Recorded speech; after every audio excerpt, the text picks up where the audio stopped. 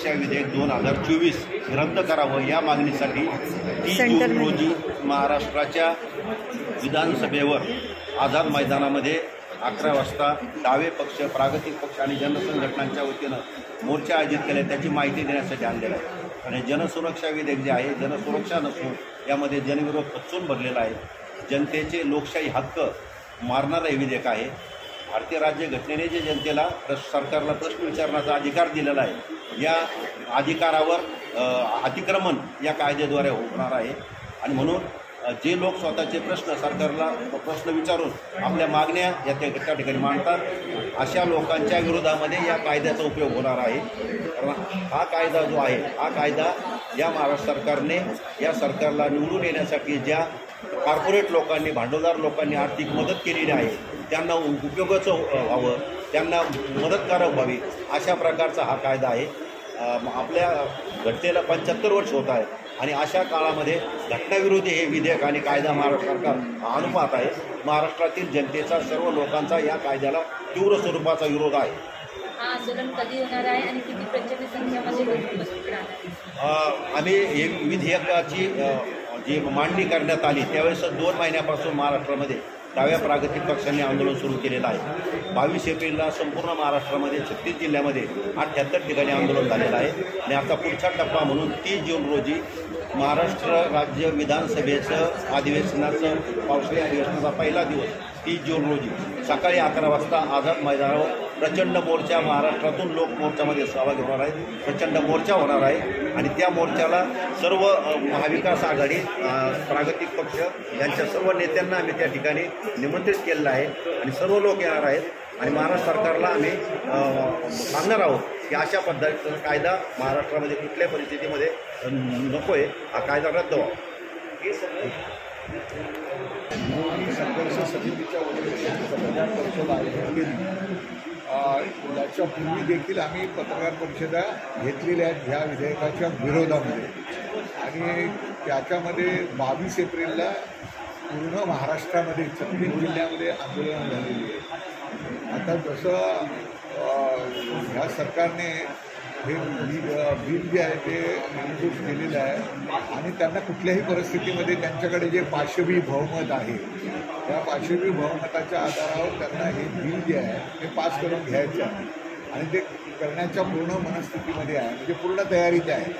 परंतु ही महाराष्ट्रातल्या जनतेची, 12 कोटी जनतेची अशा पद्धतीने मुस्काटदाबी करण्याचा प्रयत्न करत आहे. कारण महाराष्ट्रामध्ये बड्या भांडवलदारांना म्हणजे अदानी अंबानींना सगळं रान मोकळं दिलं पाहिजे, त्यांना जमिनी मिळाल्या पाहिजे, त्यांच्या उद्योगासाठी सगळं मिळालं पाहिजे, ह्याच्यासाठी त्यांची धोरणं आहे.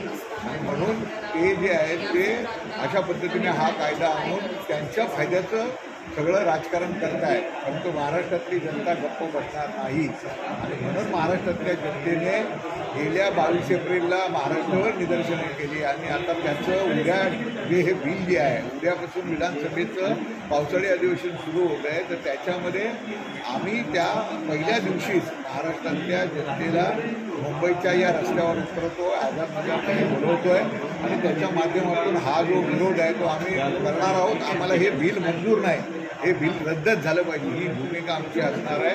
आणि त्या दृष्टिकोनातून उद्याच्या मोर्चामध्ये माननीय शरद पवार साहेब हे राष्ट्रवादी काँग्रेसचे जे देशाचे अध्यक्ष आहेत ते येणार आहेत, ज्येष्ठ नेते आहेत.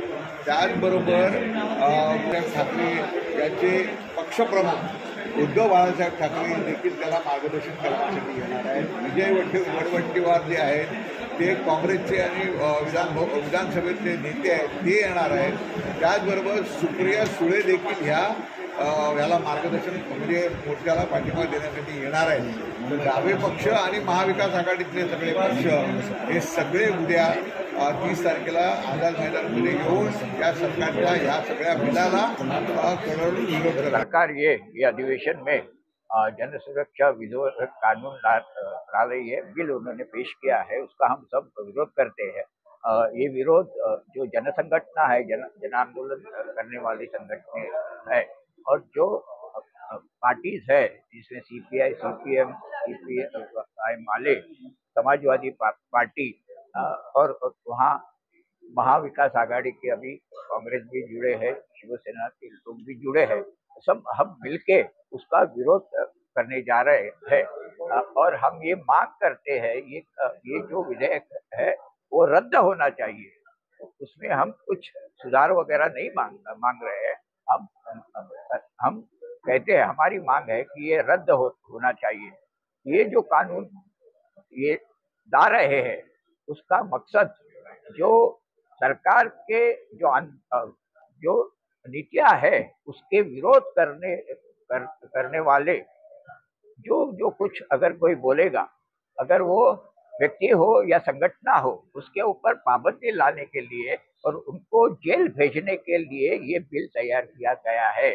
उसमें जो हमारे घटनात्मक कानून अधिकार है, जैसे आर्टिकल 19 है अभिव्यक्ति स्वातंत्र, ऑफकोर्स रिस्ट्रिक्टेड, उसमें जो है वो कर सकते हैं, मगर कानून यहाँ अगर कुछ गैर व्यवहार या गैर कानूनी काम हो रहा है तो सरकार के पास बहुत कानून है, मोका है, ये टाडा है, यूएपीए है और बाकी बहुत जो भारतीय दंड संहिता है उसमें भी बहुत कानून लाए हैं, वो उसका इस्तेमाल कर सकते हैं।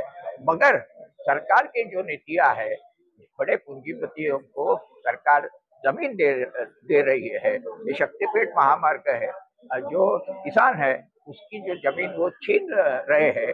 जो ये नीतियां है विद्यार्थियों के लिए, वो गलत नीतियां है। प्राइवेटाइजेशन हो रहा है सब जगह, तो इसके लिए लोग जो इसके खिलाफ बोलते जा रहे हैं, उनका ये बोलना, ये अभिव्यक्ति स्वातंत्र है, उनका फंडामेंटल राइट है जो कॉन्स्टिट्यूशन ने हमको दिया है, उसको कुचलने के लिए ये बिल आया है और ये कानून लाना चाहते हैं। उसमें से डिक्टेटरशिप नहीं तो फैसिज्म बढ़ेगा और ये हम नहीं चाहते हैं।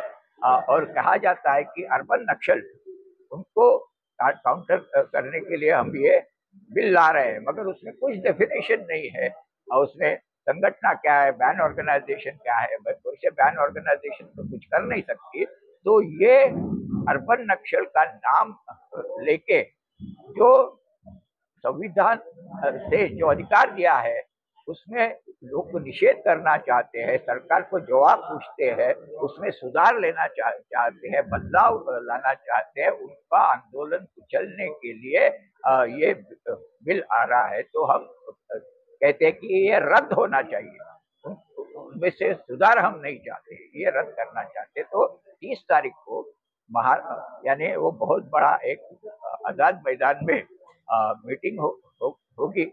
उसमें जो यानी कम्युनिस्ट पार्टी जो है उनके प्रतिनिधि तो होंगे, मगर यहाँ उद्धव जी ठाकरे भी आने वाले हैं, शरद पवार जी भी आने वाले हैं, फिर और बाकी जो नेता है वो भी आने वाले हैं। तो ये हमारी मांग है कि रद्द होना चाहिए, इसलिए हम 30 तारीख को यहाँ आंदोलन करने वाले हैं। हम अपील करते हैं कि आप सब लोग यहाँ शरीक होना चाहिए। पत्रकार ने तो पहले ही उसका निषेध किया है।